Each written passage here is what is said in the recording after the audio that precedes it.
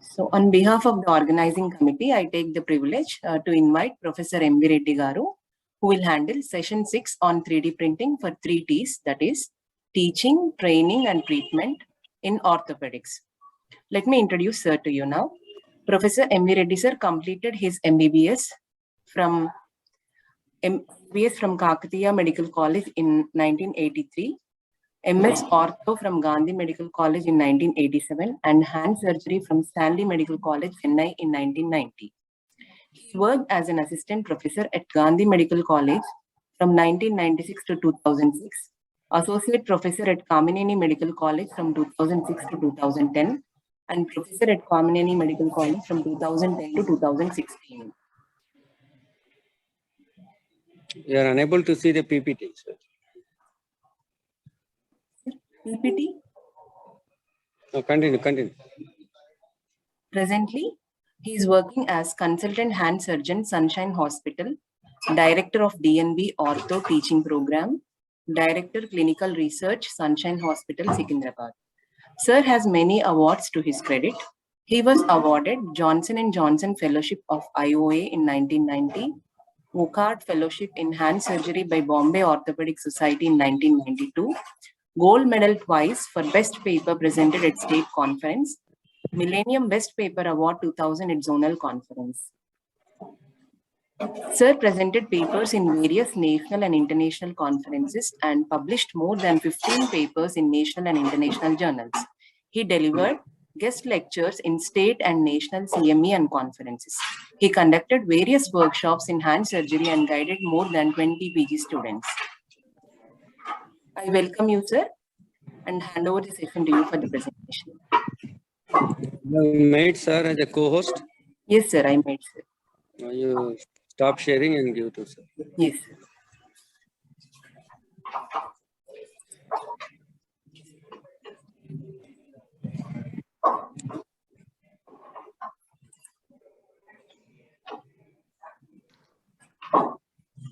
You stop sharing, we are seeing the biodata.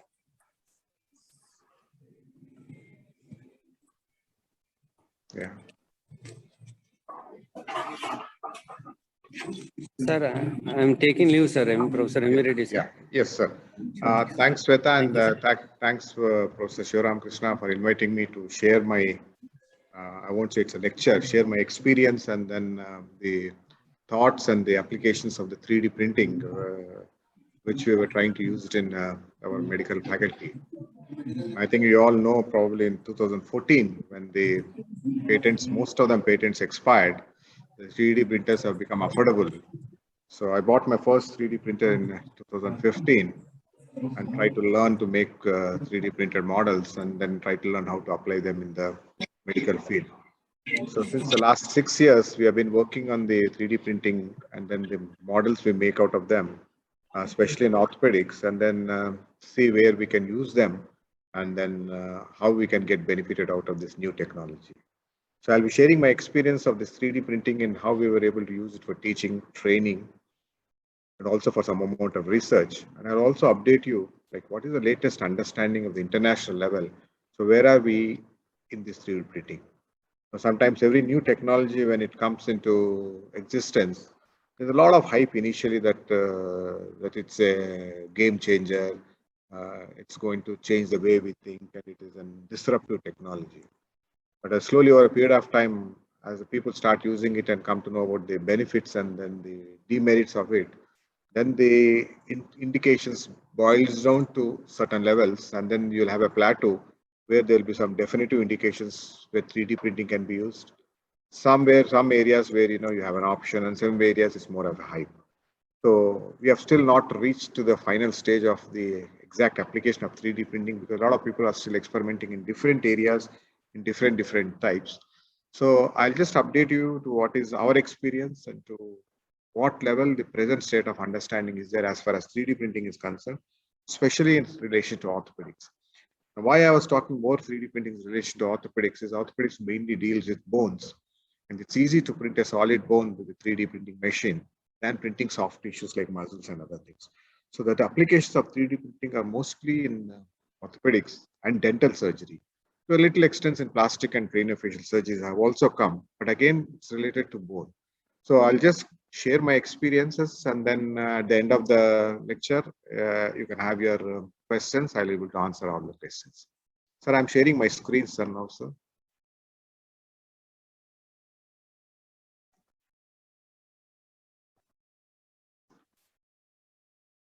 So my topic today is I'll be talking about 3D printing in teaching, training, and then treatment in orthopedics. So this is my personal work. I have no financial support or commercial funding. I have no conflict of interest. This research work is whatever is done in my hospital with our own this thing. So there is no funding or any external organization involved in this work. Now, I think we all know from the medical point of view, what we feel 3D printing is a process of making a three-dimensional object of virtually any shape from a digital model. So what we mean by the 3D printing is used in different areas, but as I told you in orthopedics, it's got a very wide applications for the simple reason that we need to print bone. So the digital model which we are going to get it is from a CT scan. So we get a CT scan or an MRI, that's magnetic resonance image of a bone, and we get it in the form of a DICOM file. And this DICOM file, we use it to convert into a 3D model, an STL file, using various software, which I'm not going to discuss because you all will be knowing more about that technology, because I'm going to talk more only of applications. And then once we get an STL file, you can use any appropriate machine to do a 3D printing. You can use an FDP technology, or you can use a SLS, or you can use a laser sintering, any technology. So I've been working with FDM, that is fusion deposit medicine. I have a very small 3D machine, a reasonable one, which I've been using it consistently. So I've been printing models from CT scans using an FDM machine. So usually I use ABS plastic, which is probably the most easiest to print. So it takes a little longer time. And then once we have printed the model, I'll tell you where we all can apply. See, it's not that we were trying to print a model and then just say that. Because when I first started using 3D printing, and then when I started talking to my professional colleagues, they all were saying it's a toy, which is again a toy. You are putting it like you are making a toy out of plastic. Then I said, it's not a toy, it's a tool. We can use this toy or whatever toy you are saying as a tool to help us in better understanding the anatomy, preoperative planning, intraoperative guidance. Use these models for teaching, maybe use the models for post-graduation training. You can use the models for post-graduate training and evaluation of performance. I said there are enough opportunities of using this model. So I was the argument that it is not a toy, it's a tool.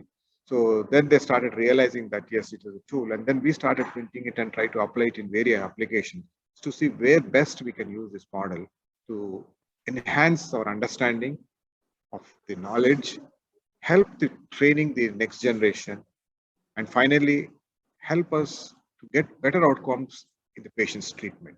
So this is the basic idea with which we started. As I told you, there was a lot of hype when the 3D printing has started. The 3D printing, it went to such an extent that they said they thought it's a disruptive technology where it's going to change the whole way where we are going to think it. They're going to print kidneys, they're going to print heart, and they're going to replace everything now. But it was more of hype, as like any other technology initially. Now it is slowly the hype is dying down. The people saying that they're able to build the ligaments, they're able to do all sorts of things. So that's slowly it's dying down. Now, I would take 3D printing model into three categories in which we found it useful, and also search the literature where we found that to what extent we are able to use it. Now, I would say teaching in general medical education, surgical education, and patient education. These are three areas where we have been using successfully the 3D printing model. Then, of course, the training and treatment. Now, coming to the general medical education, I would say 3D models are very useful in teaching anatomy. Now, why this teaching anatomy is very important is now every medical graduate, when he first joins a college, the first subject or the first exposure for him is to learn the anatomy. That is what the body is made up of. So when I was a postgraduate in 1977, about 45 years back, so when I entered the college, 4 of us was given one cadaver, that's a dead body. And for 18 months, that cadaver is our cadaver, where we used to dissect it daily for 3 hours and learn everything about the anatomy. So we had the luxury of 4 of us having one body. Like that, of 100 students, there were 25 bodies. So every day we do the dissection and again go and put the body in the formalin. Next day again get the body onto the table, dissect, learn. So that's how for 1.5 years we used to learn. Now the present problem is there are 3 problems which is arising. Now this is what I was telling you. We used to read the cadaver and then we used to learn from them. But the present problem is now there is an explosion of medical colleges. When we were students, there were only 10 medical colleges in the whole of combined states. Now there are about 40 or 50 medical colleges. Each college is having 1,200 to 250 students. And then the number of bodies people donating has been drastically reduced. The number of unclaimed bodies have drastically reduced. So it's become a big problem for the bodies, to get the bodies for the medical colleges for anatomy dissection. And there are enough reports already in the paper that there is a chaos about the type of teaching that is happening in this thing. As you can see here, about 20 to 30 students just standing to observe one body somebody is dissecting. So the biggest issue was getting the anatomical parts. Then when there was a dearth of bodies, then the private medical colleges started paying more, and then probably they were trying to get the bodies out of medical college. So there was a lot of confusion and there was a lot of bitterness going on between medical colleges that who's having the body. So that sometimes the college status is also dependent upon the anatomy department. Then prior to that, then what happened is earlier to that, before 1985, there was no law on procuring anatomical parts like bones from the graves and selling it. So there was a lot of racket going on. I think there were many of you know that there was a lot of racket going on. Mostly the bodies were exhumated from the Calcutta graves. The skeletons were sold at a very high prices. Not only in India, there was a huge demand outside. So these skeletons were usually bought and then sold to the medical college. I still remember when I was a student in medical college, because I have to study, I bought a skeleton for about 450 rupees, one complete skeleton, which I still have, which I'm using for my 3D printing. So when in 1985, the Indian passed a law saying that no human part can be sold. Then after that, then there's a sudden shortage of bodies and there's a sudden shortage of bones. So it's become technically difficult for the undergraduates, especially anatomy students, to learn the anatomy. So then the question came, now what to do? Then the next revolution that came is virtual reality. So virtual anatomy bodies have come where you operate and see. But again, in virtual reality, the problem is you actually don't feel the bone as the real bone. Then you have 3D printed 3D models on screen where you 360 degrees rotate the bone and the model and try to learn it. Again, the haptic sensation and the tactile feel of exactly the bone does not exist. So this is the area where we thought, why not we 3D print the bones? So we have one skeleton, you make a whole copy of the skeleton, and you can print any number of bones. So that's what we thought, and we started doing that. So these are I would just give you a common example of 10 bones. These are the bones which I bought it 45 years back. They were formalized and they were coated with varnish, so they are well preserved. So this is the bones which I have studied. The present generation students don't have an access to the real bones like this. So either I have to see in the screen or I have to learn from the one bone which the teacher tells and everybody looks at it. They are not getting the direct feel of the bone. So what we did is the bones what I had, I took a CT scan of these bones and then we tried to print the bones. Now, from the same bone from the CT scan what I did, I printed the bone. You can see the femur and then the 3D printed femur, the tibia and 3D printed. Now you can see from these images, the 3D printed femur is exact replica of the original bone. So this is the big advantage of 3D printing, that your printing accuracy is almost 99.9% as the original article which you are trying to print. So this is of great help. Now I can print any number of femurs and I can give to students. So when I talk with the original bone, these students will have this 3D printed bone, which is a replica of the original bone, and the learning becomes easier and better.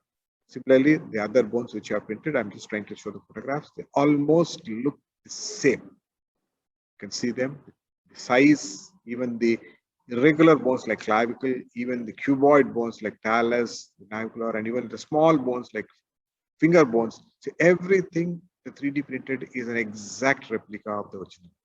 So this has been a great help for us now to help use these 3D printed models for teaching because of lack of the actual original bones. So the big question Now, as I told you, now we can print multiple blowers. As this, we have printed 6. I'm showing 6 here. We have printed about 20. So every time we have a batch of 20 whom we take a class, we take the class with the original bone and all the students hold the printed bones. So obviously the understanding is better, and then they're able to perform better learning from the 3D models because it's a replica of the original. Now, there are certain questions. Now, I feel this is as replica as this thing. But then the question is, there are a few things which we need to know. Are these 3D printed bones, which are printed from the original skeletal bone, are accurate? If they are not accurate in size and shape, probably we cannot use them for teaching because you will be teaching something and then what the patient is, what the student is learning is wrong. Number two. Second, are they really useful from the point of view of students? Did the students find them useful?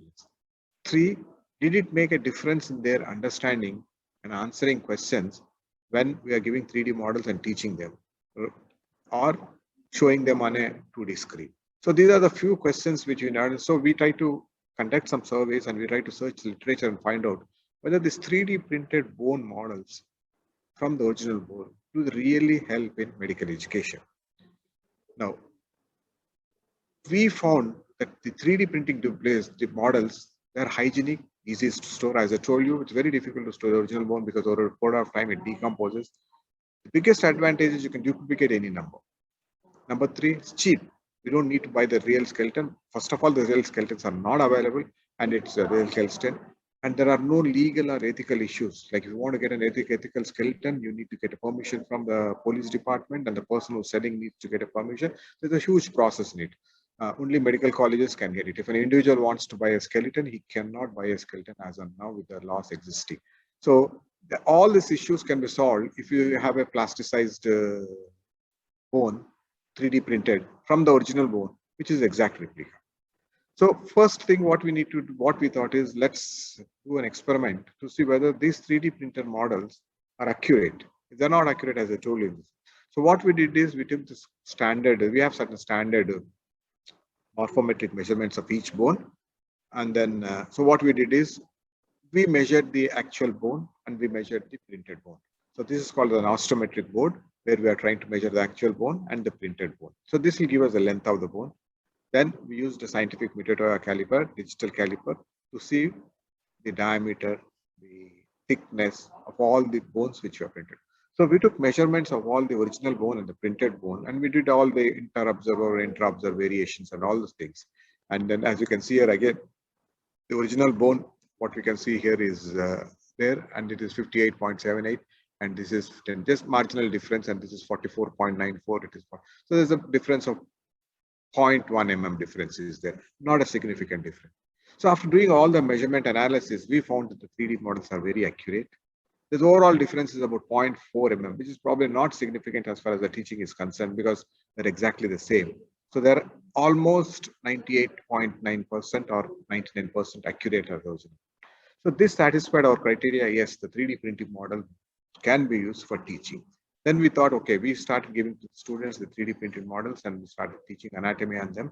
Then we tried to find out what it is there, what is their perception of learning from a 3D printed model compared to the original bone. We have published this thing in an error analysis in this thing. Anybody wants to do this is an open access journal. They can access the journal article and see what in depth about the way we have done the accuracy analysis. Now, what is it useful? And what we did is then we found that when we gave the students the 3D printed models and try to make an assessment whether they are able to use this 3D printed model for better understandings, and we compared with the various results available. So as of now, we found that the whole research literature and our experience, we find that the students compared 3D printed models to conventional model regarding utility, that 3D printing were more useful compared to the original models because they're very hygienic, so easy to handle. So they found that the 3D printed models are very useful and they're as good as original. So two questions were answered. One is they're accurate. Two, they're useful. Third thing is, are the students satisfied learning with 3D printing model compared to the original model? So there are 6 studies have described the level of satisfaction of 3D printed goods. So 5 studies said that they were satisfied with the model compared to this thing. So we also try to give it to our students and their randomized satisfaction level. we found that except one or two students who still feel the original bone is the better one to explain, to understand, 95% of them still felt that the model is adequate to learn compared to learning on a screen. If you get an original bone, there's nothing like it. But imagine a class of 200 students. I can't get 200 original bones to them. It's impossible of late. So otherwise, the teacher is explaining on the model and everybody is sitting and just looking at the model from a distance and trying to learn, which is probably an incomplete. So here I can print 200 models or 300 models, any number of models we can print from the same file. And each student can hold a model and then learn directly from the model, which is an exact replica of the original. So this is the greatest advantage of 3D printing we found, especially for anatomy teaching and to osteology teaching. Then one small test was conducted not only in our institute and another institute to say whether learning from a 3D printed model are they learning it better than the original bone. Of course, there's a little controversy usually.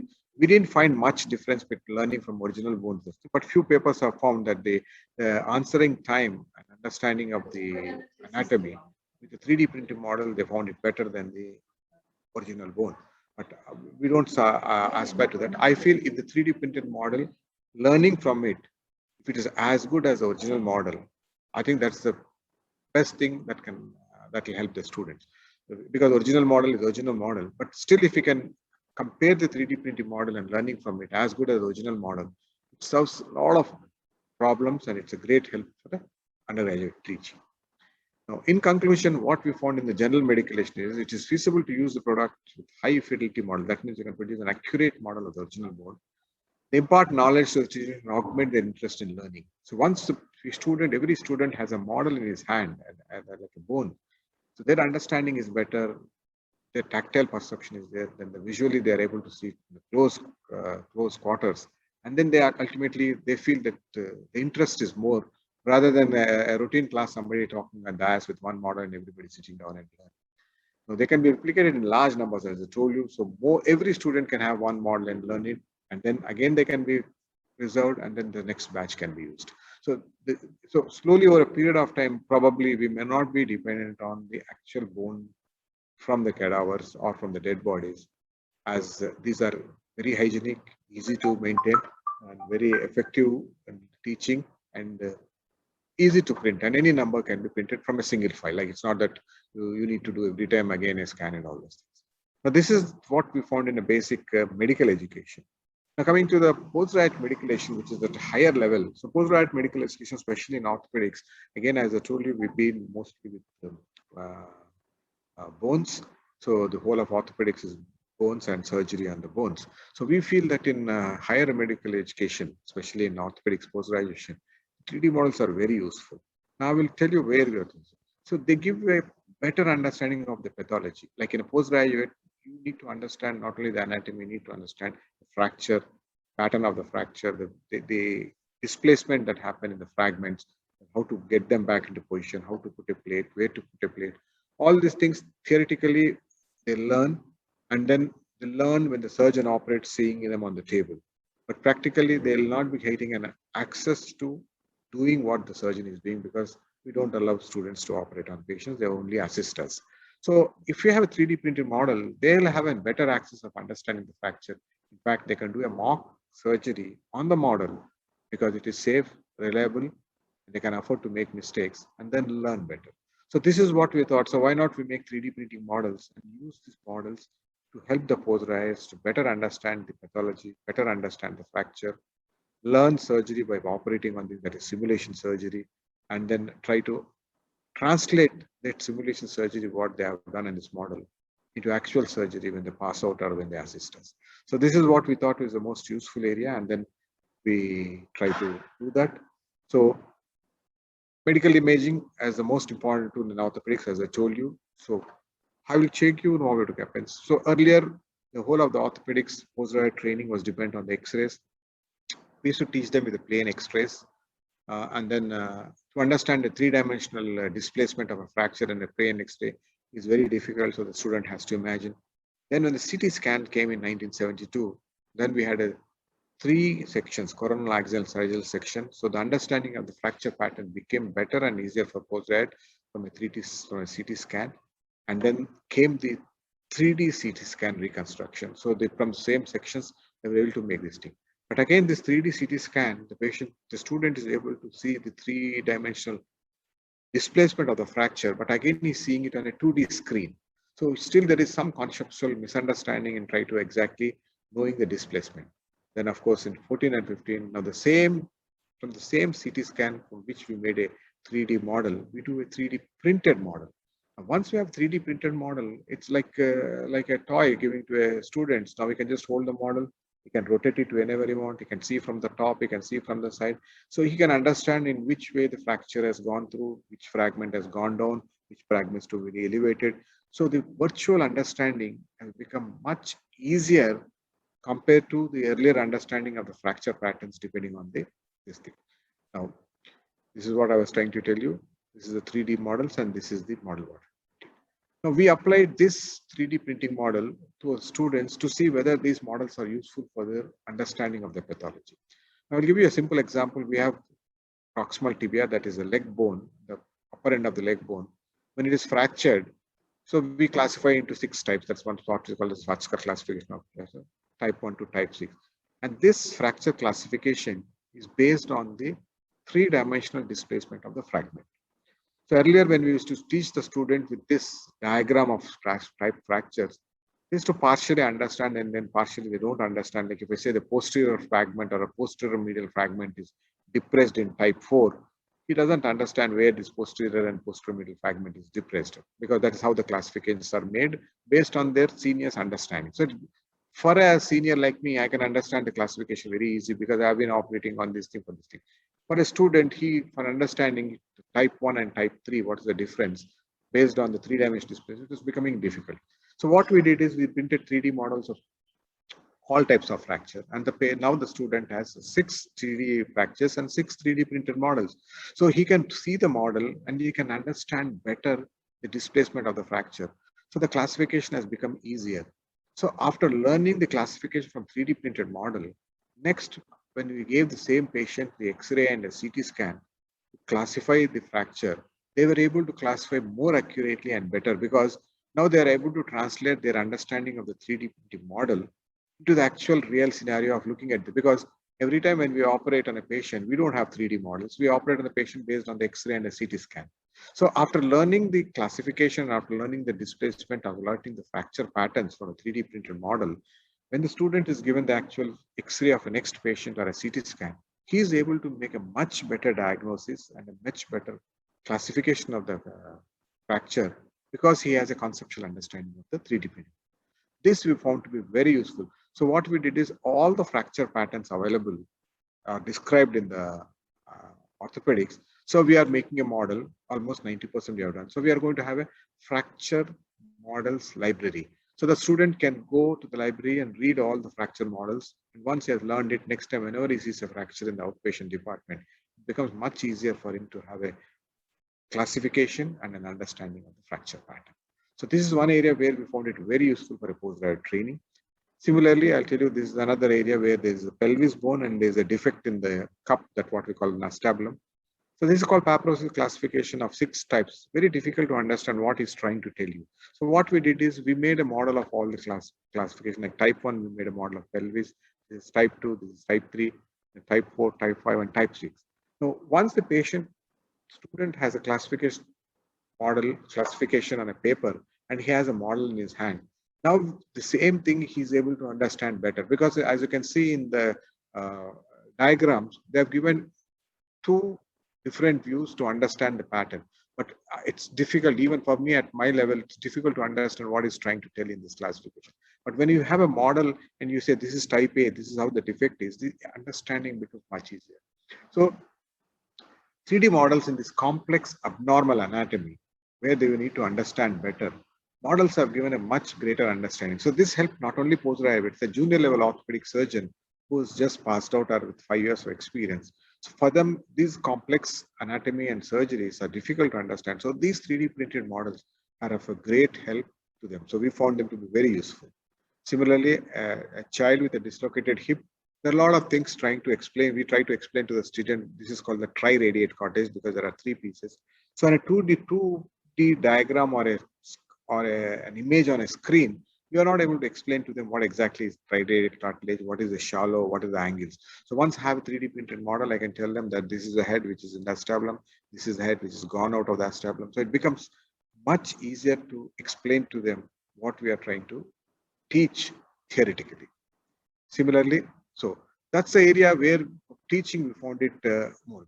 Then the other area where the 3D printed models are very useful for us is postgraduate surgical training. Now, if you see a lot of the present day, most of the surgeries are now become keyhole surgeries or percutaneous surgery, where we operate through a very small hole. So when I'm operating through a very small hole, my postgraduate doesn't understand what I'm doing because he cannot see anything this I see on the images on the screen and I operate. So for them to train this type of surgery, we need to have simulators. Otherwise, they have to come and operate on a human direct patient. I mean, it is not permitted because you don't have experience.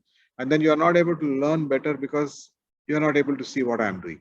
So we thought, can we develop surgical simulators from 3D printing so that the postgraduates get a better understanding, or he gets practice on this model so that he become confident, and then he can translate his surgical skills developed in the lab to the theater. Now, a major benefit of using is the haptic models is they can feel the model and do so. So they offer the capability to create realistic medical scenarios. Like I operate on a fracture, the same fracture pattern, I can do a 3D printing and give it to my student to operate. So I'm operating on the real patient where the risk to the patient is minimized because I'm qualified. He is operating on the model where he has no risk and he can afford to make mistakes. So he gets much better trained after seeing me operating on the real patient. He operates on the model.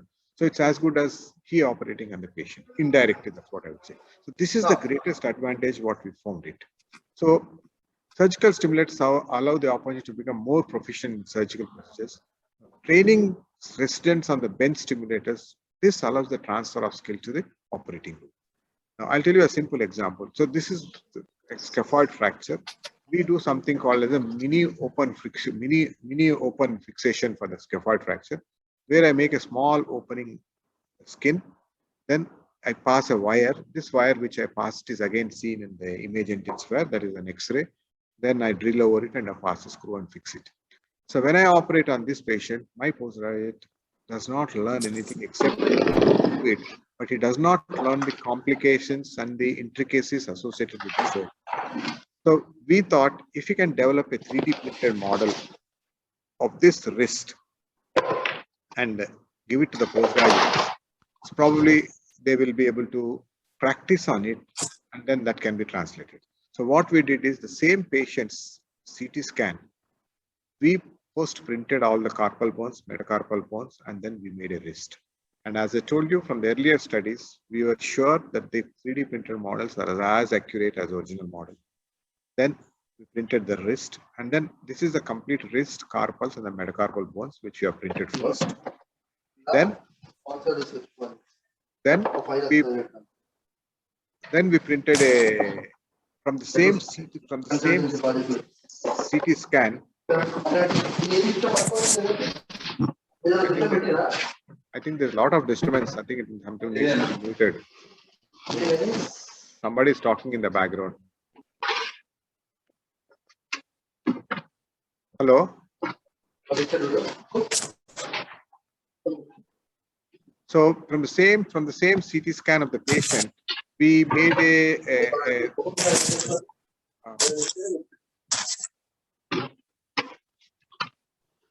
a model. We made a model of the wrist. Now again, the wrist is we printed the wrist. As you can see here. I think somebody is talking. There's a lot of disturbance. I think we'll have to mute everybody. Call their name, sir. Tell them. 095. Somebody is talking. I think you have to mute them.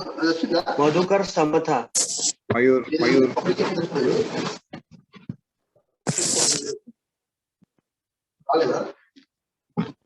Hello.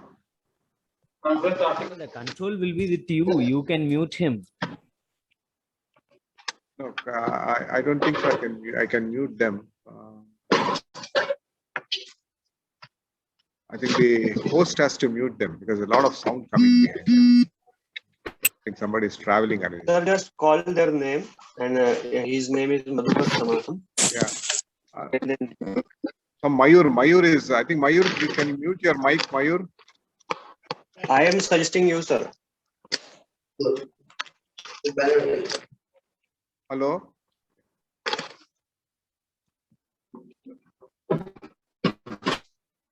Okay, anyhow, I'll proceed. So then what we did is we did we from the same CT scan of the patient's file. So we printed a skin sleeve.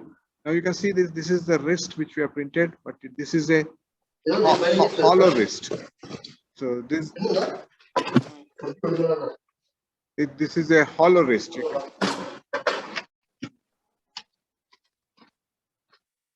I think somebody has put it aside, and then there's a lot of noise coming. 1095 Madhukar. 3.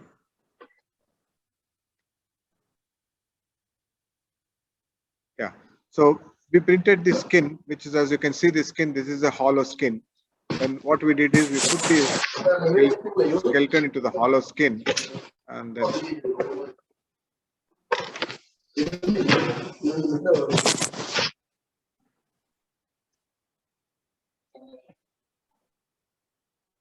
Sweta, you're able to hear me? Sweta? Hello? Hello? Hello? Hello? Are you able to hear me? First చేసుకో ఏది మంచిగా ఉందో system పట్టుకో. Hello? We are hearing you, sir. But meanwhile, there is a lot of. Deepu నాకు తెలిసి Can I, Sweta, you are there? You can. Sweta is the host. You can mute all of them. I don't know. Somebody. Madhukar is. ఉంటుంది. Sweta, you are there?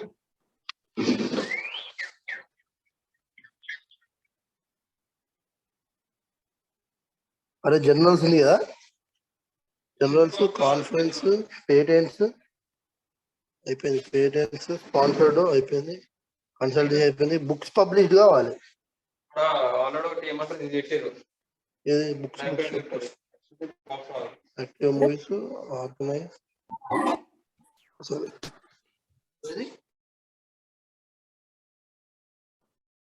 Now you're able to hear me. I muted all the participants. Yeah, sir. Very nice. Yes, sir. Yes, sir. So I muted all of them. I think. So you're able to hear me now? Yes, sir. Thank you, sir. Yeah. I will go ahead. Able to hear you, sir. Yeah. So what we did is we printed the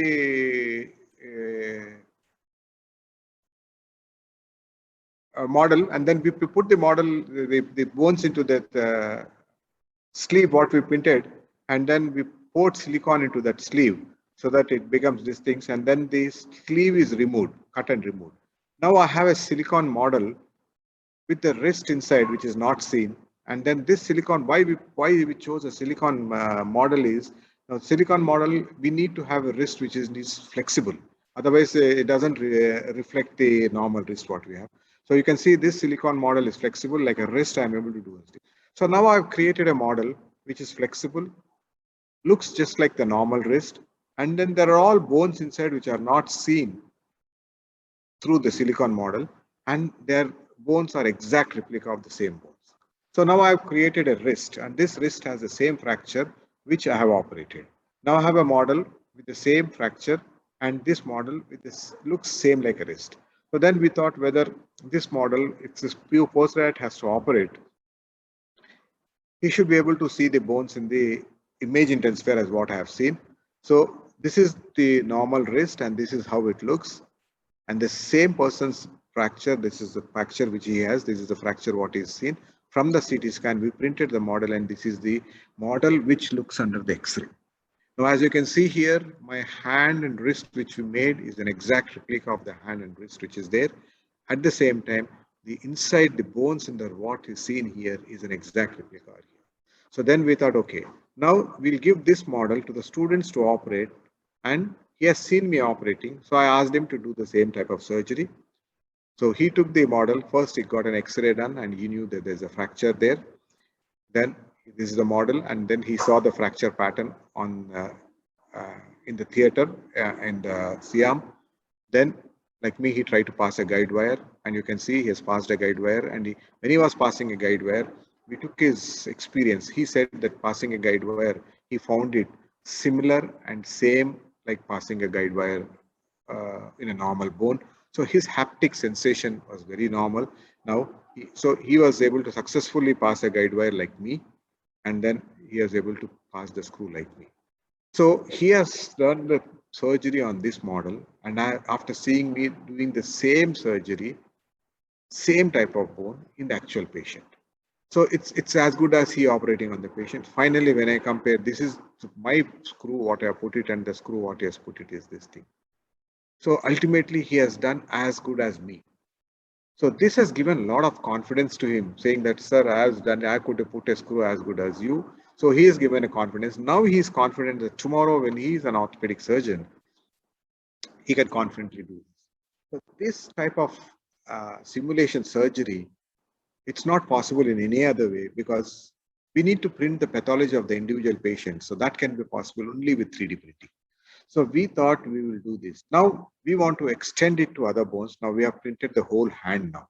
Now I printed the whole hand. This whole hand, I'm going to print a hand sleeve and put the hand. And we have about 15 to 20 fractures in the hand. I'm going to create 15 to 20 fractures in this hand and give that postgraduate to fracture. So one hand, if I give it to a postgraduate, he can practice 15 to 20 surgeries on it. So I'm making one hand from a 3D printing, from all the materials what I have used. It doesn't cost anything more than 3 to 4,000 rupees. So in 3 to 4,000 rupees, I'm able to produce a model which is greatly going to help my postgraduate to practice on it. And I can print any number of models so that each postgraduate can have one model and do that. There are a lot of other advantages of operating on the models, which I tell you subsequently. Similarly, this is a flexor tendon injuries. That is a tendons in the hand, which, so whenever the tendons are cut, we need to operate them. So there's a lot of, it's again a technical job. There are a lot of things called pulleys, A1, A2, M2. So looking at the diagram, trying to understand what's the importance of pulleys, usually they don't understand.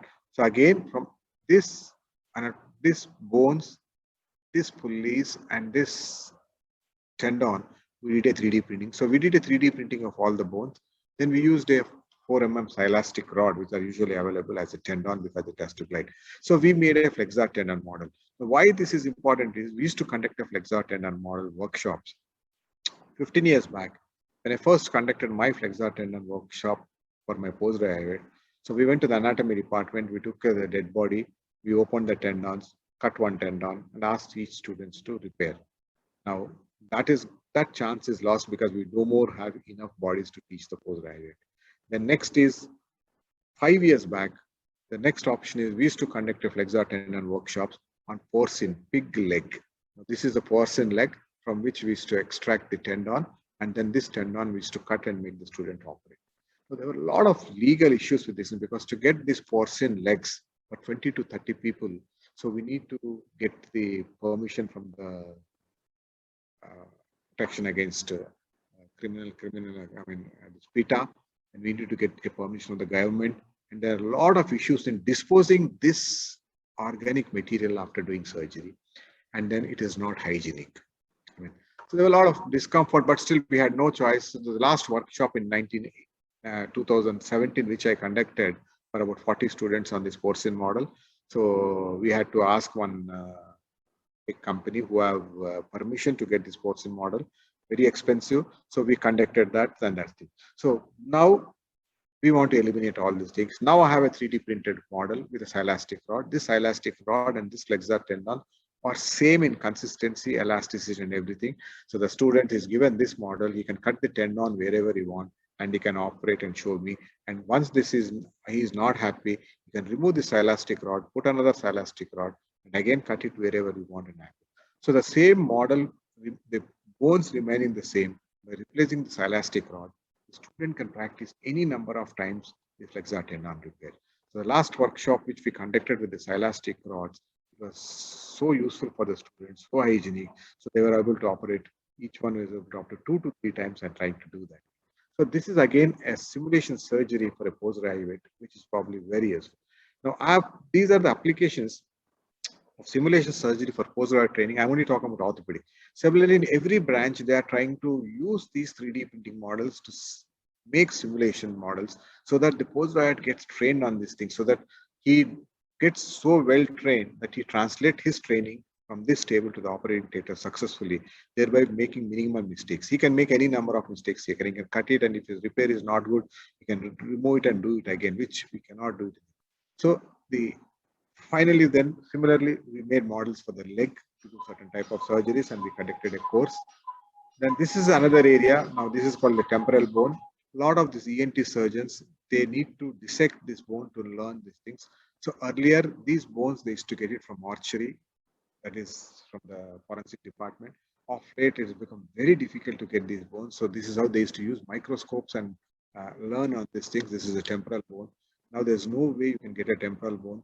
So 10 years back, this is a temporal bone made by hand by somebody in Germany, which is supposed to be exactly like the temporal bone. It was very expensive. It was costing about 40,000 rupees.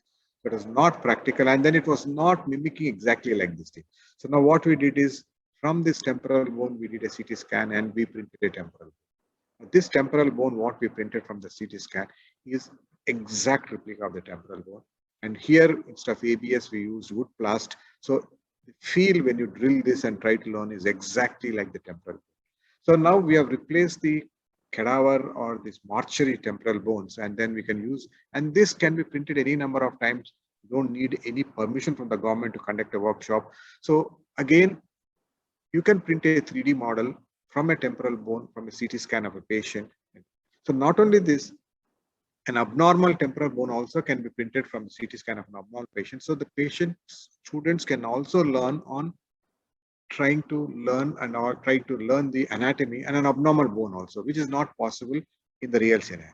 So in other words, we are able to print the bone model, and the student is using this model to practice his surgery rather than using the original bone, because original bones are no more available. Now, finally, when we put all these things and then we searched the literature and found that there's a lot of simulation going in different performance. So we found that there's a lot of positive outcomes in all simulation studies. Everybody, when the postgraduate student found them very helpful, increasing their knowledge, that is, they're able to understand the anatomy better. They're able to increase their surgical skills because they're repeatedly operating, and then they're operating in a comfortable environment. They are not afraid. They are not operating in a patient, where they're afraid that something might go wrong, and then they can afford to make mistakes on the model and learn so that they don't make mistakes on the patients when they become surgeons and operate. So postgraduate training, simulations models with 3D printing is probably one of the greatest things that has happened. Now, 3D model, apart from these things, now we are trying to use, see, in medicine or in any other subject, when you want to evaluate students before you qualify them, you conduct an exam, or you have a Viva OC, or you have a practical thing where you evaluate the students and decide whether it needs to be passed or not. Now, when it comes to surgery is something where one needs to operate. We cannot evaluate a student's performance by asking to operate on a patient because it's unethical. You cannot ask the students. So most of the time, the evaluation of surgery is done theoretically by us. Now we find that if you have 3D printed models, we can ask the postgraduate to operate on 3D printed models, same model, all the different postgraduates, and probably we can make a better assessment of the surgical skills and better assessment to understand. So probably 3D printed models are going to be the future practical exam for the trainees. Till now, in surgical training, we don't have a practical exam. You only have a theoretical exam, or you have a patient who we examine and discuss the surgery theoretically, but we don't know which student is going to be a good surgeon, which student has got a good surgical skills. There is no way we can make an assessment, because unless they operate, we don't know, and we don't allow them to operate patients. So probably 3D printing models, once you make similar models and give to 10 students, then you can make an easy assessment of which students got a better surgical skills, which students needs to be passed, or which needs to be trained more. So probably that one area where probably is very useful. Apart from that thing, there are certain complex surgeries which are done very rarely. So these complex surgeries which are done rarely are done by the seniors. So the junior level qualified surgeons, especially with less than 5 years of experience, they never get an opportunity to operate on these complex cases. Now, if you have a 3D printed models of the same complex cases, after seeing the surgeon operating, the junior surgeons can operate on these models and get a hands-on experience, so that when they become senior, They already know how to operate on these. So probably these are the two areas, again, a 3D printed simulation models are of great help in surgical training. Now, coming to the last aspect is 3D printed models and patient education. Now, of late, a lot of people go to Google, a lot of patients go to Google, they search, they come and discuss because they understand half and they don't understand half. They ask a lot of questions like what plate I'm going to put, where I'm going to put, what screws are there going to, a lot of questions there. So probably if you have a 3D printed model of the patient's actual fracture, sometimes when there's a complex fracture, we make a 3D printed model and show it to the patient and the attendants that this is your fracture, this is what I'm going to do, this is what I'm going to do. So patient's education becomes very easy, and the patients, once patients are educated well, so there when they give a consent for surgery, they have a better understanding of this thing. Earlier, the consent used to be blind. We say we will operate, they used to blindly say sign it without knowing what exactly I'm going to operate. Now we can explain the patient with the 3D models that this is your fracture, this is what I'm going to put it. So they can have a better understanding before they give a consent, because of late everybody has searching the Google with so much of information explosion. So everybody wants to know what's happening before they come to us. So this is the easiest and a better way to explain to the patient. And it's of great helpful for us because we're able to easily explain to the patient what we are doing, and their acceptance and giving consent has become much higher rather than previous years. Now, that's all about the thing till now, what we have been trying to learn from the 3D printing and how we are able to apply it for our medical education. But the most important part of the 3D printing is the treatment. So I've divided the 3D printing models and the utility in the treatment into 4 categories. That is, one is my preoperative planning. Then I have the interoperative guidance where they help us interoperatively, and patient-specific jigs, which I'll explain to you, and patient custom plans. Coming back to preoperative planning, in complex trauma cases, these 3D printed models, which exactly replicate the patient fractures, are very useful surgeons. Like I'll say, this is a pelvis fracture.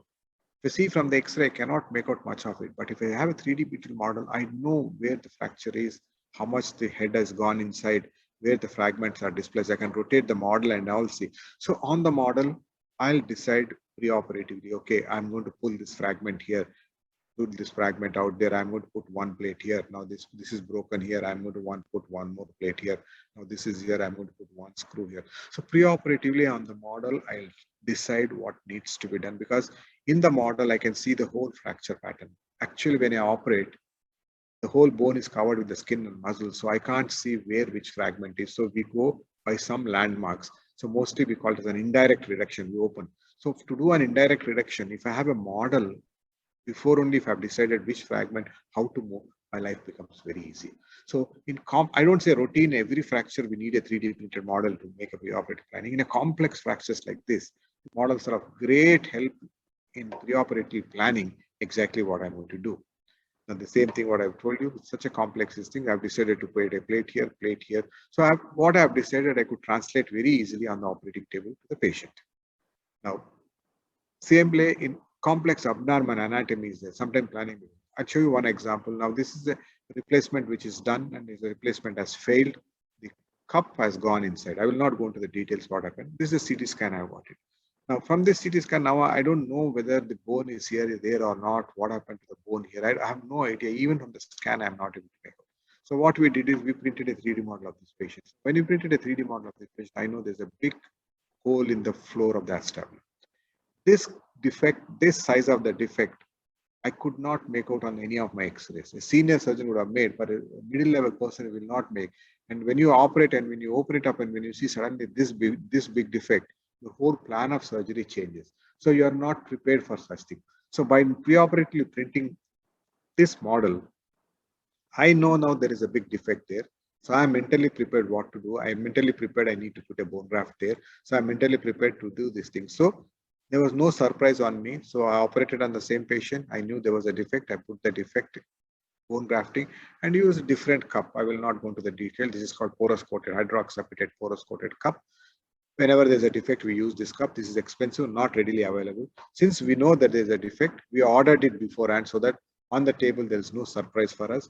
And ultimately, we are able to do a successful replacement. Now, this 3D printed model has helped us to understand that there was a defect, so we were prepared. We knew that the defect requires a special cup, so we ordered the special cups and we were ready with it. We knew the position of the cup and all those things. So this ultimately, all this translated into less operating time. We were able to finish the surgery early. No surprises or shocks on the table that we were not surprised that this is missing. Minimal blood loss because we know what we are going to do. And finally, we are able to exactly place and achieve what we want to. So this translates into long-term better results to the patient. So 3D model, as if we wouldn't have had a 3D model of this thing, maybe we would have, a senior would have done the same job, but a middle level person would have compromised on the placement of cup or some places, and the operating time would have been very long. So many factors. So a simple model has made a great difference in executing the surgery very easily. So this is again in treatment point of view, certain cases where you have a complex abnormal anatomy, not every case, a 3D printed model is of great help. Similarly, we use this same after learning from one case. Now other case I see, this is another case where there's a huge defect. This is another case where this whole thing has become hollow. Similarly, this is another case where there's no hip joint, so we don't know where to go and put the cup. So in the model, we decided where to cut and we translated exactly into the patient. Then another knee case where we use the model. Just showing some example again in elbow case where there's a lot of new bone. We use the model to understand where to do and what to do. I'm just showing where all the areas we could use the models to pre-operatively plan our surgery, and which has helped again a spine. When the spine is bent like this, we don't where we have to pass the screws. It's difficult to determine on the table because you only see the back, you don't see the rest part of it. So this model has helped us. Similarly, in a polio limb, when the foot is deformed, when you want to cut, in the model, we decided how much to cut to correct this bend and how much bone to be bent, so that we decided we need to remove 30 degrees wedge. So we removed 30 degrees wedge to the patient. We got an exact correction. Earlier, what we used to do, we used to do 10 degrees wedge and see the correction is there or not. If the correction is not there, we used to another do 10 degrees. Like that, stepwise we used to go because we don't want to overcorrect it. Now with the model preoperatively having at hand, we know exactly how much to wedge to remove. So you just remove that amount of wedge and get exact correction. So again, all this translates into less operating time and less blood loss, which is beneficial to the patient and better outcome. So I've just shown you some examples. So we have almost made about 150 cases where we have used the models, and we took an analysis of the surgeons who have to use the models. They're very happy that it helped them in planning and doing a better job than without a model. Now, in conclusion, the preoperative planning, it helps to appreciate the deformity, so you understand better, reduces the operating time and result. Now, there are enough number of studies. This is one of the biggest study, three-dimensional bone fractures, where they have found the models to be very useful. Now, intraoperative guidance. Can we use these models to use them intraoperative? Sometimes when you start operating on the patients, midway surgery, we get a doubt where we are going, what's happening. I'll show you one example. So there 3D models, what we do is they can be used as a reference. Now I make a 3D model, I can sterilize it and keep it on the table. So when I'm operating, when I have a doubt, I can always look at the model, because when we are operating, as I told you, we see only a part of the bone. Rest of the whole bone is covered with skin and muscles. So when I'm passing my screw, I don't know where the screw is going. Out of experience, we pass the screw under some image guidance. Now, if I have a model, I can exactly know when I'm passing the screw where the screw is passing. I'll show you one example. Now, this is a dysplastic hip. That is, the hip is dislocated since childhood. So we made a model of this thing. Then we knew what is the size of the head. We knew where to cut the head. We decided what sleeve we are going to put it. We decided what should be removed. And preoperatively, we decided all these things on this model. Then this model is kept autoclaved and kept ready. Now, when we are operating, now I can use, as you can see here, then if we cut the, the size of the head and the size of my model are exactly, so we cut it exactly where we determined. And then we put this trial sleeve into the model and saw it is successful. The same thing, we again trial on the table, we determine the direction in which we need to rim. As I told you, in the model, I can see everything and I know which way the reamer is going. But in the actual scenario, you see only the acetabulum, we don't see the border. So using this as a guide, I reamed it exactly. Then finally, we are able to translate into a perfect surgery. So what I have decided that I have to put a cup and all these things. So this model has helped me intraoperatively to guide me in surgery, especially when the complex cases like this, where, so this is a normal hip, what you can see here. But as you can see here, this is all a dysplastic hip. So so when the anatomy is abnormal, it's difficult to on the table to decide which way we are going. Normal anatomy, I know I can go this way. So in these abnormal anatomy cases, these 3D printer models are a huge help for an intraoperative guidance. Now, the third aspect where we use in the 3D printing models is a patient-specific custom guides. Now, I'll tell you custom jigs. Now, nowadays, what's happening is whenever you are doing an implant surgery, when I want to put some metal to the bone, I use a jig, which first I put it on the bone, then cut it, and then put my implant. These are called jigs, which are usually helpful. Now, coming to this thing, this is just an example. I'm just showing you. Now, this is a complex shoulder problem. Now, the shoulder is gone. So, the surgeon has decided to replace the shoulder joint. So, the biggest problem in this replacement shoulder, and this is how the shoulder joint replacement is there. Now, this is the ball, and this is the cup. The ball has got a screw. Now, this screw of the ball, exactly it has to go into the center of this. It cannot go that side or it cannot go this side. If it goes either ways, then the ball becomes loose and all, as you can see it. And this ball is 6 millimeters and this bone here is 10 millimeters. That means your margin of error is 2 millimeters on either side. So when we operate, we only see this, and when you try to pass this ball, and if it doesn't go into the center, it is going to fail. So I need to make a jig now, so that if I put the jig on it and pass a wire, it should go exactly into the center. How do I make a jig in this thing? This is what I am trying to say. This has to go exactly into the center. And the margin of error is very narrow when I have to put this. So what we did for this patient, is, now this is where it has to go exactly into the center. This is where. So on the table, from here passing exactly center is difficult to determine. So what we did is we made the file of the scapula from a CT scan. Then we determined the position where the screw has to go on the computer simulation. Then we put a model over it. Then we did a reverse engineering. Then I got the shape of the bone with the hole in the center. Now I know if I put this on the bone and pass a wire in the center, it will go exactly in the center because I have predetermined in the computer. This is how it looks. This is my jig. Now this is the bone. This is my jig. And when I put the jig and pass a wire, it's going. So now once I'm satisfied, this is actually the patient's bone. And this is the jig which I made out of this. And then this is the hole which I've made and I put it on. Now this, I use it as a jig or a guide in the actual patient forming, because I know if I pass it through this, it's going to go exactly like this in the center. This is what we have done in this thing. And my surgeon has taken this jig, I passed it and I passed a wire into the center. That wire went exactly as predetermined and I am able to place the plate exactly. And then this is the patient and this is successful outcome. So this jig has helped me in passing a guide wire or a wire, which I passed it blindly based on my experience. If you have a large bone, you can pass 2 millimeters either side, it doesn't matter. But when your margin of error is very narrow, you have to be very precise in passing the wire exactly in the center, which is very difficult on the table. Now, if I have a jig, I can easily pass it. And this jig, as I told you, is made from the CT scan of the patient by printing the model of the bone and by reverse engineering. So probably patient, this jig is only for this patient. This jig, I cannot use it for another patient because another patient bone shape is different. So this patient-specific custom jigs is one of the most useful application of 3D printing. This patient surgery wouldn't have been possible if I wouldn't have had the jig.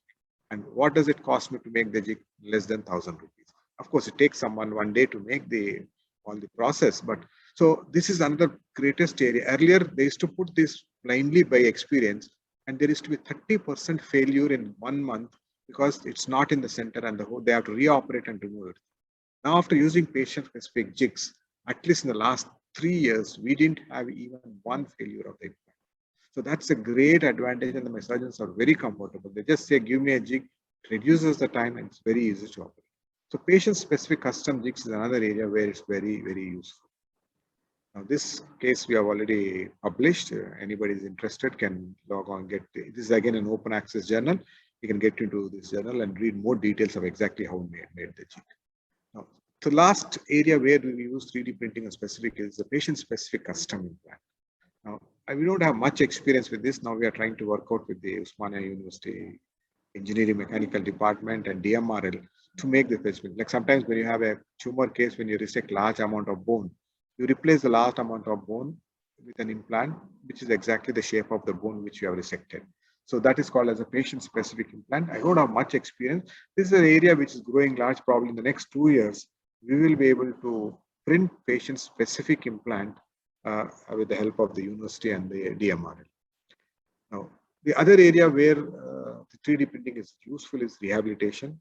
Of course, there are a lot of processes are coming with 3D printer process, but one area where I would say 3D printing again has made a huge difference is printing prosthetic ears. Now, this is a person who is born without ear on one side. This is the other side. So earlier, when you want to give him an artificial ear or a prosthetic ear, it's a huge process. Like fabrication has to be done. It's uncomfortable, laborious, several hours is take. They used to take a impression of the normal ear. Then they used to make a model in the POP. Then they make a model in the wax. And then there's a lot of, so again, he was never matching it. Now what we do is now the same patient CT scan is done. From the CT scan, we created the model of his face. For the CT scan, you can create a model of his face. Similarly, we created the model of his normal ear. So this is his normal ear, and that's why the ear is absent. So we took this ear and mirror imaged it. So the left ear becomes right ear, then it became a right ear. Now this ear which we raised, we put it in a block and created a negative impression. This is the first we could put it in a block and put it in a block and created a negative impression. So now I have a mold of the patient's own ear, which is reversed. Now this mold, silicone injection we did it, and this is the ear which we got it. This is a very prototype crude. Later on, we color matched it and then it will. So what I'm trying to say is now this ear is a replica of the patient's own ear. So as you can see here, this is the process what we did, and then this is his left ear and this is his right ear which you have printed. So I'm able to 3D print a block and then make a silicone mold of his ear, which is exact replica of his own ear.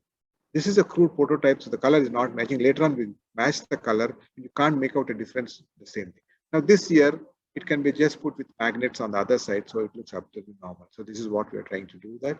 Now these tags are removed for the patient and we put the ear over it. Now this is a crude one. Later on when we color match it. So this is the easiest way and probably the most important application because it's very easy to make, very cheap. And we have the mold with you. Whenever this ear is lost or it is torn or it gets faded over a period of time, just from the file, like from the block again, you can make another ear, or from the file, I can print another ear. So the patient need not go through the process of again getting an imprint done and all those things. He can just order it online to the whoever has made it, and he'll make another ear and send him. So this is another area of making a prosthetic ear and prosthetic noses, prosthetic skull defects through 3D printing, which exactly replicates the defect, is another area probably wide potential is there. We just did one case and then we color matched. It's very successful. So we are trying to, now we are offering it to the other patients. And it's very cheap. Normally a prosthetic ear, if you want to buy it, costs very expensive because there's a lot of labor involved. With the 3D printing, it's become very, very cheap. So this is another area where there's a huge potential in future for 3D printing, especially prosthetic facial prosthetics, probably very, very large potential with 3D printing because these have to be patient specific. I can't print my ear and put it. You have to put patient's own ear. So when something which is patient specific and it is only for that patient, 3D printing is the only choice we have to get that type of processes. Now, that's the applications in treatment. And as I told you, this is a Gartner cycle, everybody knows. So after the initial hype of 3D printing in education and the treatment, now it's trying to fall down. So a lot of people are trying to say, okay, in these cases, you don't need like a simple fracture I have. Earlier, they used to do a 3D printing and then see the pattern. Now we don't require a simple fracture. You don't require a pattern. A simple surgery, day-to-day routine surgeries, we don't require regular replacement. We don't require only certain complexes. So the indications are boiling down. So we are on the fall. Probably in the next decade, we're going to have a stable 3D printing applications in medicines, which is going to be standardized universally. And I think we should all be able to catch up and do on par with the rest of the world because this is one technology which is new and we have access to it so that we don't need to lag behind the rest of the world. So hopefully we should be able to, in fact, as far as we are concerned, our medical applications, our publications are as par with the rest of the world.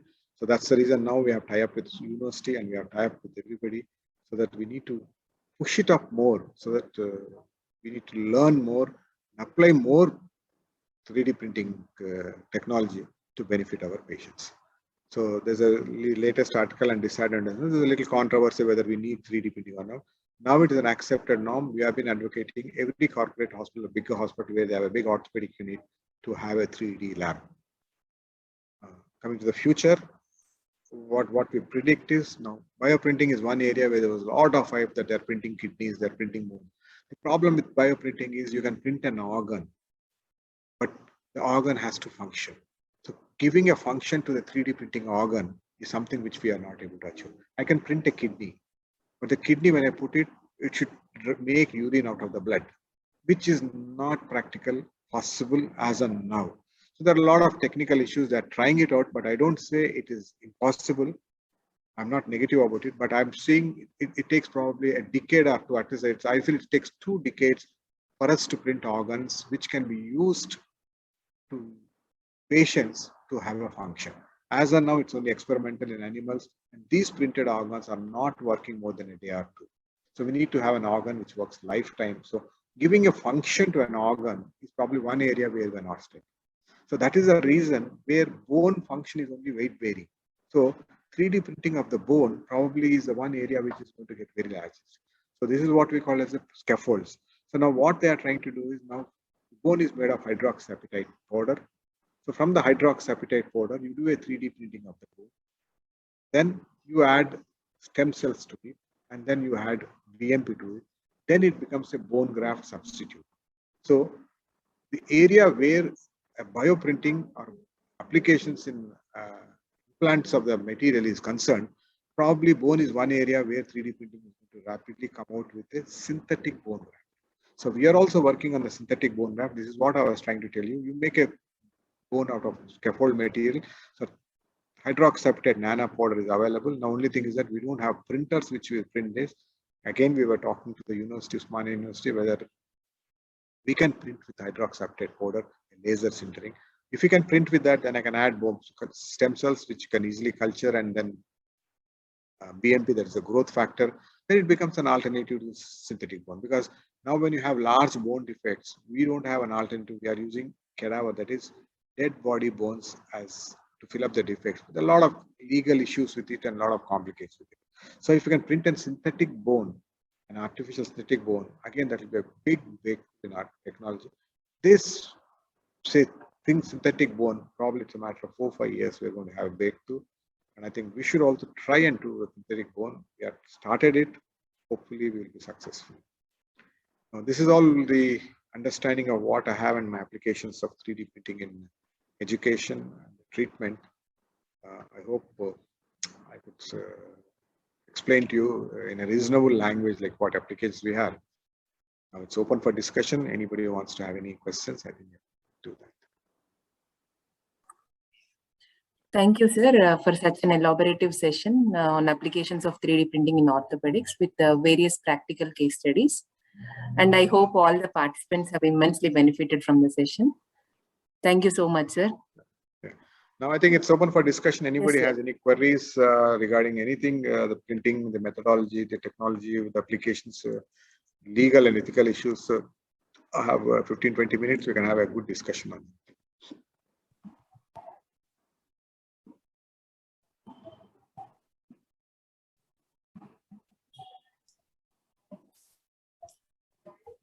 Sir, good evening, sir. Good evening. So, Dr. Sri Krishna here, sir. Yes, sir. Sir, it was an enlightening lecture, sir, and it is always a pleasure listening to your vast experience in biomodeling, sir. Sir, I had one doubt. Are there materials available which can replicate the properties of skin, sir, in 3D printing? Sir, now the skin 3D printing, what's happening, sir? The skin 3D printing has not come out, sir. Now, there are two things. What has now the 3D printing application in skin? What has happened, sir? Now, if a person has a burns, especially burns, that's where we are usually concerned. If the patient has a burns of less than 40% of his surface area, yes, sir. And what happens is you take skin from the areas which are not burnt, and cover the area which is burned as a Yes. skin graft, and you get over it. Yes. Now the patient has a burn of 80%. Yes. As of now, the mortality rate, that means the number of people who are dying, is 9 out of 10. Yes. Because we are not able to cover that area and this one.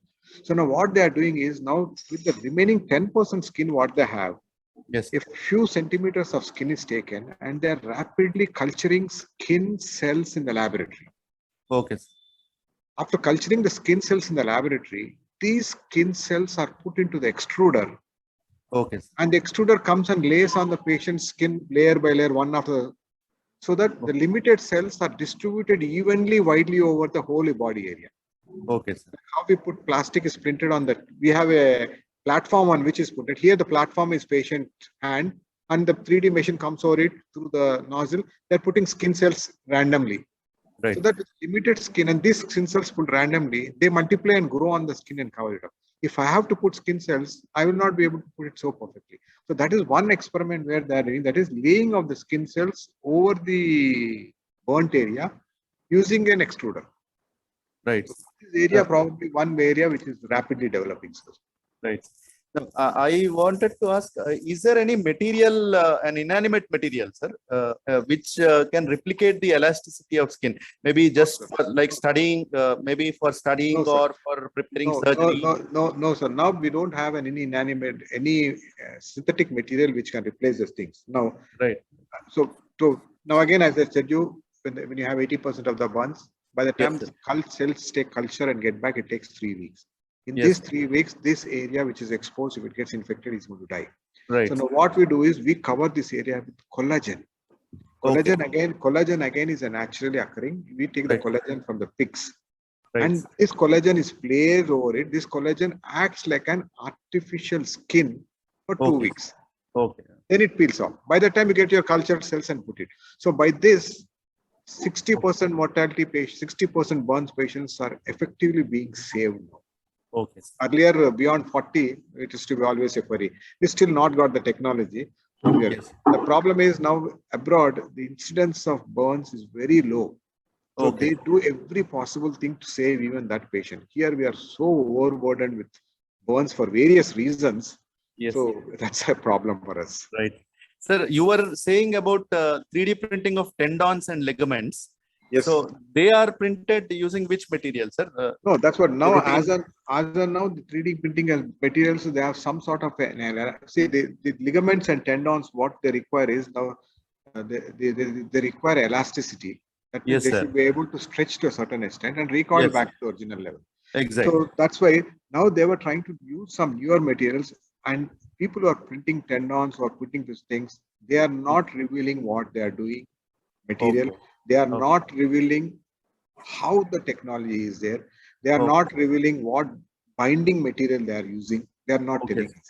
Okay. Okay. No, they are not.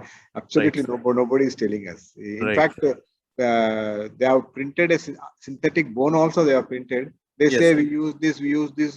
Then the extruder will send the binder. The binder will bind this on. All those things they will tell. But they don't tell what is the chemical composition of the binder. Right. That's probably the university keeps it to Right. themselves. Okay. That's a commercial value, so they don't tell us. So we need to develop our own. Okay. We Sir. need to develop our own. Sir. Okay. Thank you, sir. It was a pleasure listening to you. Thank you, sir. Sir, there is one more question in the chat box, sir. Yes, sir. Yeah, we are not able to print With fully functional organs but can't be able to grow that in other ways. Now, see, there are two things what we need to know. I think I'll just go to the basic. Now, we can grow cells. Like if you take a stem cell, I can make stem cells out of it. An organ is a group of cells with connective tissue, blood vessels, nerves, lymphatics, and system which excretes something. So it's an organ is a combination of all these things. So I can take a kidney cell and make another kidney cell, but I can't put all kidney cells and say it becomes a kidney. It doesn't become, because I need tissue, I need vessels, I need nerves and all. That's one area. Number two, if you take the kidney, for example, let us take the kidney, the filtration capacity of the kidney, there's called as the tubules. they are in such micron size, it's impossible with the present technology to print at that size. We can go up to 0.005 microns, but beyond that we cannot go. They are too fine to print. Number two, they're not only fine to print, they're packed so perfectly that they give the function. So that is the reason why we say we are able to print the kidney, but it's functioning for one day. After that, it is dying down. So there is another question in the 3D printing that usually ask is, with this 3D printing technology, are we playing God? I say the day we print an organ, say a liver or a kidney, and put it in the body, and it works like a normal kidney for at least 10 years, and I think we are God. But I hope it becomes a reality, but I don't foresee in the next at least 10 years. Function is something which is very difficult. We are failing consistent. Structure we are able to print. That's why I said bone does not have function other than a structural function of holding something. So that's why we are able to print a synthetic bone, an artificial bone, but an artificial kidney, an artificial liver. A lot of experiments are done. They said they're printed, that's working in the kidney, they put it in the pig and all those things. But I think it's a long way to go. We need to, and there's no way we can make an organ. That's the reason now still, if somebody has an organ failure, you need to replace that organ from somebody else. Either it is a living person, because a live donor, or somebody who has died, because it is a cadaver. So organ transplantation is the only choice as of now. We don't know in future, maybe we will be able to produce organs.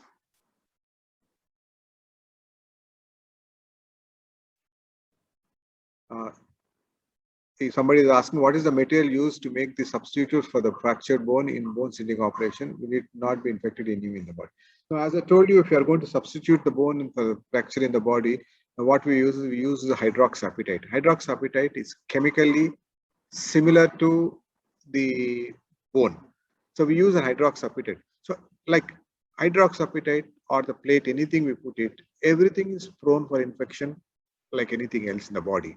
So what we do is whatever the material, what we are going to put it in the body, we take all precautions to make it sterile, and we take all precautions when you are putting in the body in a sterile atmosphere so that it doesn't get infected and get rejected. So infection is always a possibility. Even after doing a liver transplant, after a kidney transplant, the real kidney transplant also, the patient can get infected and can lose his kidney. So infection is one disaster for anything in orthopedics or in anything in surgery. So we take all precautions to this. That's not a big issue of infection. The only issue is the composition of the material, what you have put in should match the composition of the bone. So we have hydroxyapatite. Now, whatever the hydroxyapatite that is presently available as artificial bone, it's called G bone, that's what we call it. We don't have, they just come in the form of square blocks or rectangular blocks and our powder, but it doesn't come in the shape of the bone what I want. So in future, we are going to use the same powder and make a block, but this block will be the shape what I want so that I can replace the shape exactly. Now what I'm trying to do is I'm putting if there is a round hole, I'm putting a square one in it and just leaving it, which is crude method. With 3D printing, we should be able to print the shape also exactly with hydroxyapatite as what we want. Now, printing an hydroxyapatite with a laser sinter, you have to use a laser sinter. There are some technical difficulties. Probably this is one area now we are working with Professor Ramakrishna in Spania Mechanical Department to see whether we can print hydroxyapatite with laser sinter and produce a synthetic bone. I hope we will be successful.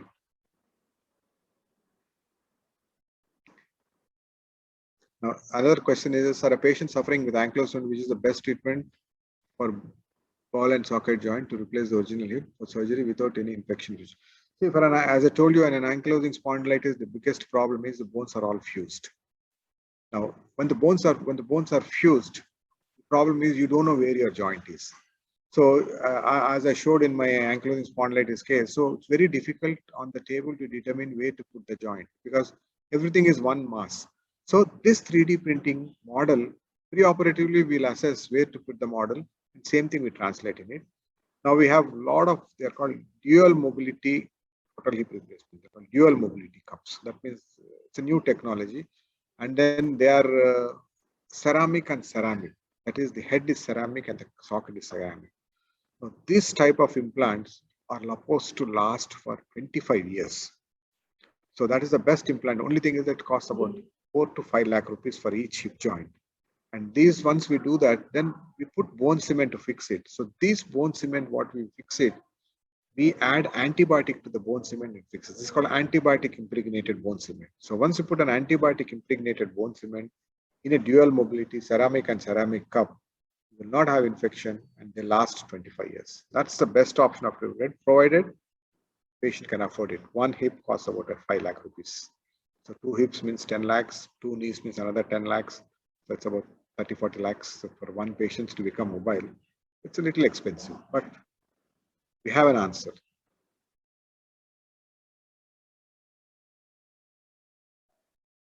So anything else? Any other doubts in the teaching, training?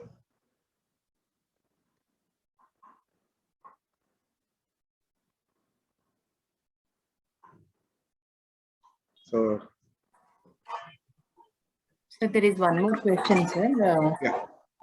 How much time will it take to get the sensitive organs like kidneys, brain, and heart using printed using 3D printing is given? It is given in the chat.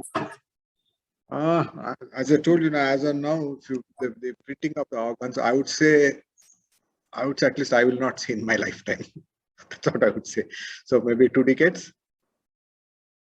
So you require 2 decades development.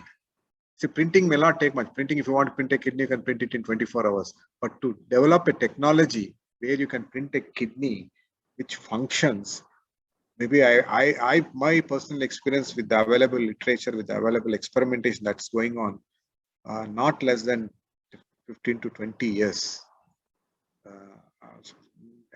I mean, I'm skeptical, but as a scientific personality, we should not say that it's not possible. Nothing is impossible. Very difficult, very difficult. That's what I told you. There's a lot of hype about, the whole hype of 3D printing is about printing organs, which is probably the least application as of now. A lot of other application of 3D printing, other than organ printing, which are more useful, which nobody talks. Even if you take the press, media, they all talk about somebody printed an organ. So they don't talk about 3D models in education and all those things. So that's because it's exciting. But exciting, it was very exciting initially, but there are a lot of hurdles have come now. So slowly now people are realizing it's not all that easy to print an organ.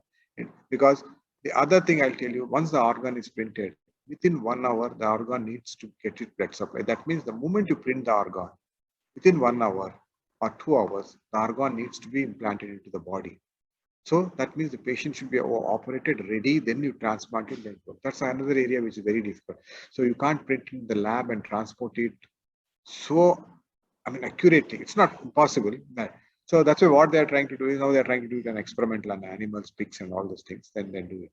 So now that's why whenever they do a 3D printing organ and put it in the body, they don't remove the original organ. The original organ is there. In addition to that, the extra they put it so that even if this fails, the original organ still works for some time.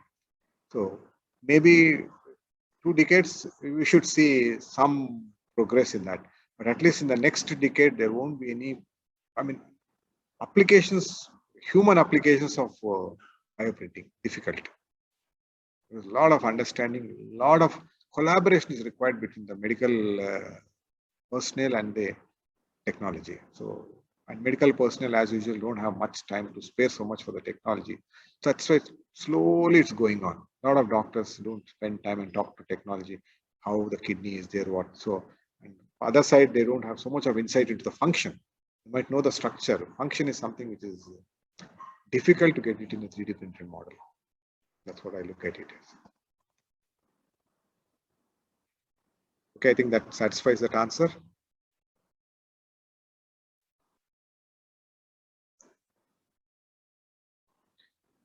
So I think if no other questions are there, I think we had a reasonable discussion and then this thing. So on behalf of my Sunshine Hospital, I thank the organizers of Atal and especially Professor Ramakrishna and Sweta, yourself and all the department colleagues because it's very exciting for us to share our knowledge to the people who have developed the technology. That's what I always say. So I'm using your development for my learning, and I feel happy to talk to you, boss. Your technology has helped us. So you should feel happy and I should feel happy. So you will also have now inner ideas like what further you can develop. We are also trying to look at what further we can develop. So my main aim as a postgrad teacher is I want every student who passes out should be qualified, experienced enough to operate as good as me with 40 years of experience. The factor of experience needs to be eliminated with the technology. This is exactly what we want to do in orthopedics. So a person who has passed 1 year back, if he operates and I operate with 40 years of experience, we should both be able to give the same result because we have technology and technology is same for him and for me. So we need to use the technology so that the seniority is eliminated. So earlier, way back 40 years, we were all the time dependent on my boss, used to be after him from morning to night to teach us the surgery. So whenever he operates, we look into that.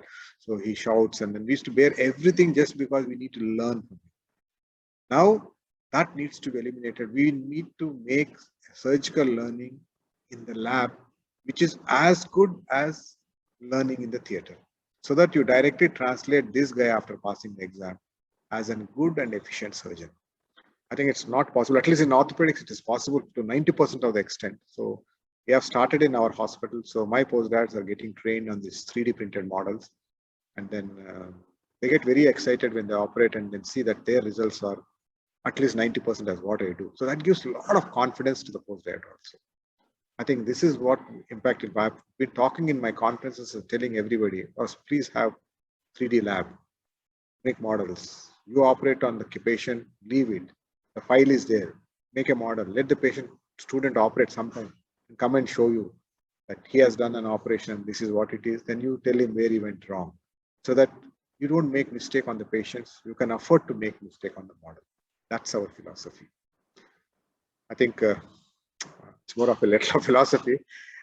Thanks again, the whole department and everybody and all the participants for the patient hearing and queries, what I could answer them satisfactorily to whatever I can extend. So probably next year when we have something new, again, I'll be able to talk to you. Sir, Thank thank you, you so much, sir. Sir, please stay for some time, sir, because I request a few participants to give their feedback about the session, sir. No issues, madam. I'll be online. No hurry. Sir, thank you, sir. It was a very wonderful session, sir.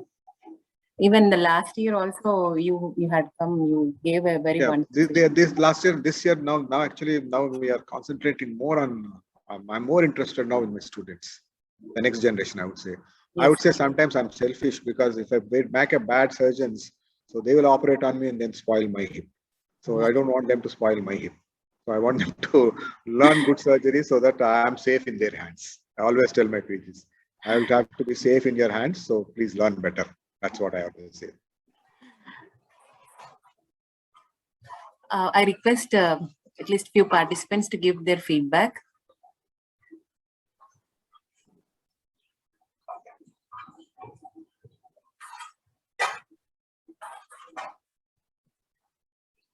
If you can please turn on your video and give a feedback.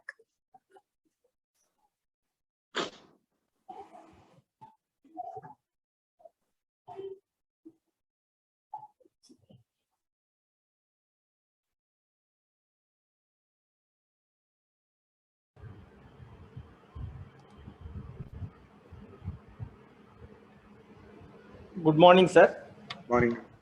Sir, this is Dr. Raghubabu, working as professor in Department of Mechanical Engineering from VNR Vignan Jyoti Institute of Engineering and Technology, Hyderabad. Yes, sir. So, first of all, I want to say thank you very much, sir, for your very detailed lecture on usage of 3D printing in the medical area. So, first time we are also have complete details. Being an engineer, generally we will discuss about the engineering aspects of the 3D printing. Today's lecture, we got various biomedical applications related to 3D printing. And one more point is we also can contribute towards by taking up certain student projects in biomedical area slowly. and we can tie up with doctors like you in various hospitals, and we will take up the real challenges, and we will see what best we can do with our printers. We are also having so many of the printers in our digital fabrication laboratory. Yes, sir. And in future, this is also we are identifying one of the area where engineers can also contribute or tie up along with the doctors, and you can contribute something to the society, the people who are in the real need. Thank you, sir. Thank you enlightening us for towards these medical applications of 3D printing also. Thank you, sir. Thank you. Thank you very much. Thank you, sir. I mean, you are most welcome to have the understanding and collaboration. No, that's what. Now we are looking at the areas, there are certain areas where we need to, because see, unless we have a collaboration with the industry and this thing, see, now as an, now see, my chief, my professor used to say there are two things what you need to learn. One is using the technology to benefit the patient. That's what I am doing. What is more important is developing new technology, which I am not able to do it because I'm not on the technology side. So my chief always says, in India, what we lack is we are the best surgeons. If somebody describes a technique, we operate, but we never contributed any new technique to the world. So this is the area where he used to say, you people, when you grow big, this is 40 years back, that you take up this area and try to. So that's what now I'm trying to do. Okay, we are applying the technology, what we have, we are going to do this thing, we'll use the technology, and we'll produce multiple papers, the technology is helping. But what have I contributed to the technology? Nothing as of now, except trying to use it to the patient. So how can I contribute to that? So one area where we are trying to contribute to technology and trying to work with the technology and the university and the DMRL is, we need to make our own specific implants for the patients. We need to make synthetic bone. Now, as I tell you what is happening now, if I want a patient-specific implant, if I want a particular shape implant now, I have to send a CT scan to one company, this company. He sent the CT scan to Germany. We don't know what happens there. And after 3 weeks, I get an implant costing 5 lakh rupees back to me. I put the implant and then we are successful doing the surgery. Now, why should my CT scan go to Germany and then print and come? Why not I do it myself here? It's not a rocket science or anything like that. I'm the surgeon. I can give you the file. I can give you the defect. I can tell you what implant I want. I only need somebody to design, print, and print with the material which are approved by this. So that is the reason why we are having our department, engineering department, mechanical department, Usmania University, and DMRL, Different Metal Research Department, because they have titanium this thing. Because they can get us the process certification and material certificate. So 3 of us, we have started, we have made a trial now, making one process is not on the put on the patient, an already operated patient. So we want to do 10 and then see, and then. So it's a matter of time, we are going to substitute that. So this is one area I thought will contribute. Like that, sir, if you have any ideas where you want something from us, we are definitely there from the clinical point of view. And we have ideas, we'll always collaborate. So no issues. I think we need to work together. Definitely, sir. Unfortunately, this is what we were telling, sir. Unfortunately, the bad thing that has happened to our states is our medical universities are separated from the universities. Yeah. They shouldn't. See, I am an alumni of Usmania University. My MS is from Usmania University. Okay. Not from my MBBS is from Kakatiya University. Okay. So if the medical colleges are affiliated to the university, then we'll have a better understanding. See, what happened is we are separate. We are now Kalaji Narayan Rao University of Health Sciences, and we are secluded. We don't interact with anybody. Yeah. We are all within ourselves. Exams pass. Where's the research? We should have been in the Usmania University. Yeah. Then we could have come there and you could have come to us. That's the sad part of it. Abroad, I think every university has all the departments. That's why they. So, but there's no way you can help out.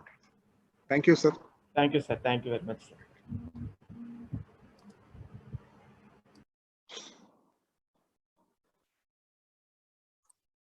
If anyone else wants to give you a feedback, please, you can go ahead.